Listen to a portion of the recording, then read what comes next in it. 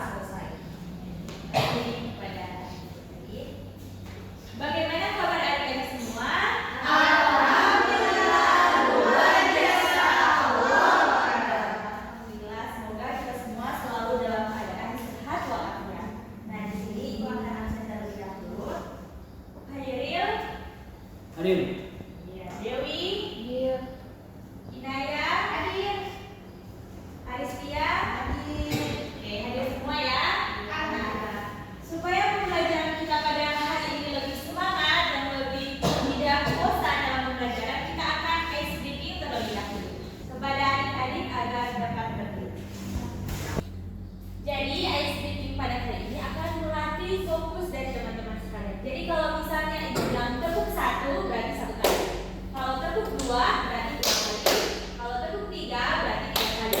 Kalau tidak ada kata tepuk berarti tidak tepuk tangan. Bisa? Bisa. Tepuk 1, tepuk 2, tepuk 3, tepuk 2, 1.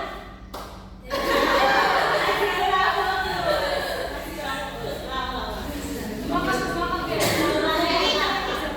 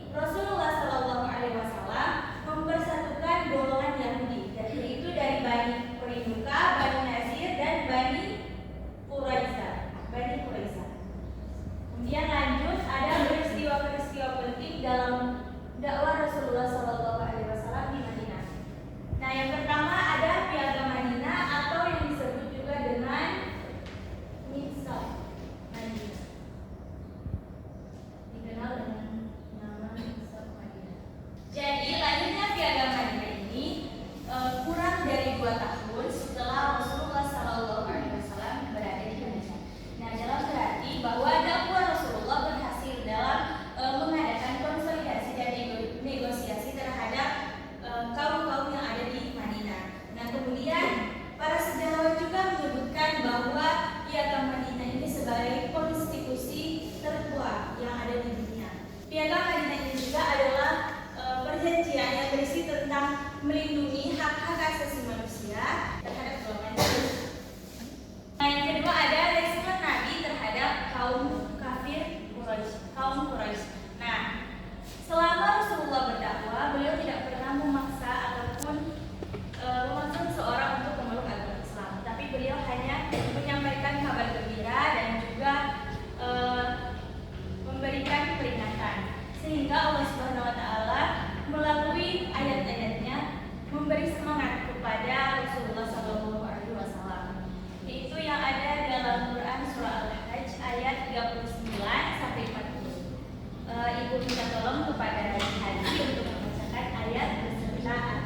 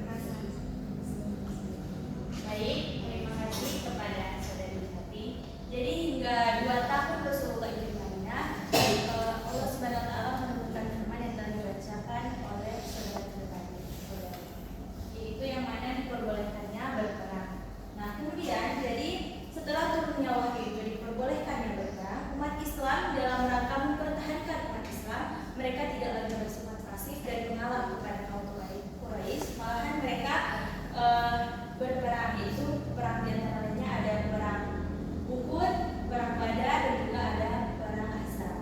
Nah, kemudian yang terakhir ada perjanjian Hudaybiyah.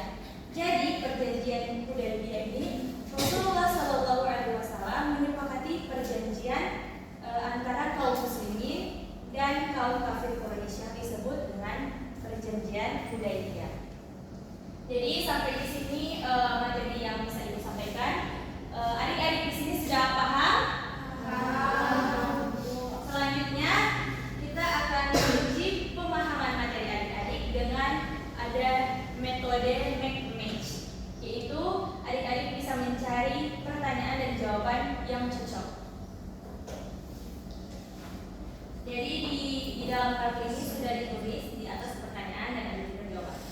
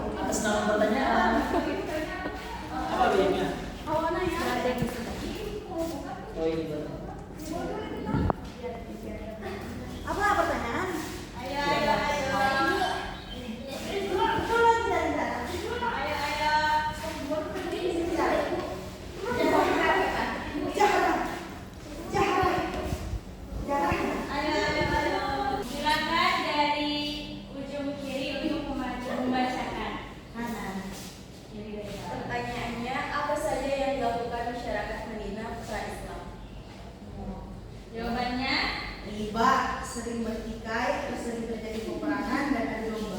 Benar teman-teman? Benar. Kemudian Selanjutnya, apa saja peristiwa penting dalam dakwah Rasulullah Shallallahu Alaihi Wasallam di Madinah?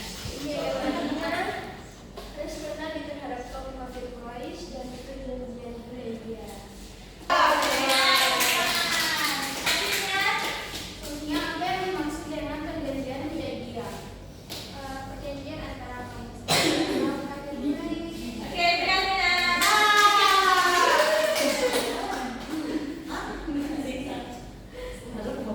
Strategi apa saja yang dilakukan Rasulullah dalam berdakwah di Madinah?